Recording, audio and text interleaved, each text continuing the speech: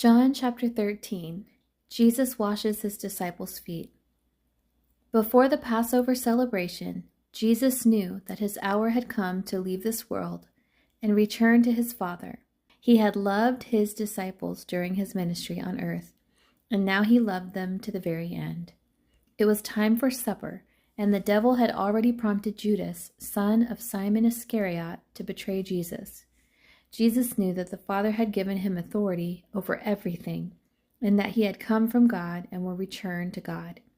So he got up from the table, took off his robe, wrapped a towel around his waist, and poured water into a basin. Then he began to wash the disciples' feet, drying them with the towel he had around him. When Jesus came to Simon Peter, Peter said to him, "Lord, are you going to wash my feet?" Jesus replied, "You don't understand now what I am doing, but someday you will." "No," Peter protested, "you will never ever wash my feet." Jesus replied, "Unless I wash you, you won't belong to me."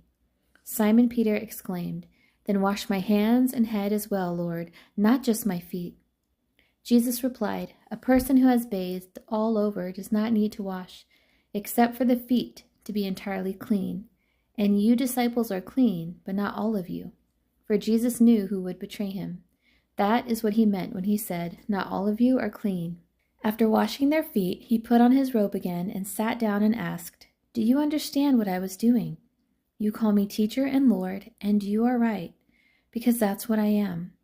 And since I, your Lord and teacher, have washed your feet, you ought to wash each other's feet. I have given you an example to follow. Do as I have done to you. I tell you the truth. Slaves are not greater than their master, nor is the messenger more important than the one who sends the message. Now that you know these things, God will bless you for doing them." Jesus predicts his betrayal. "I am not saying these things to all of you. I know the ones I have chosen, but this fulfills the scripture that says, 'The one who eats my food has turned against me.' I tell you this beforehand, so that when it happens, you will believe that I am the Messiah.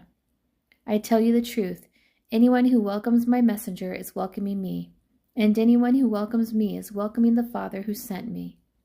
Now Jesus was deeply troubled, and he exclaimed, "I tell you the truth, one of you will betray me." The disciples looked at each other, wondering whom he could mean. The disciple Jesus loved was sitting next to Jesus at the table. Simon Peter motioned to him to ask, "Who's he talking about?" So that disciple leaned over to Jesus and asked, "Lord, who is it?"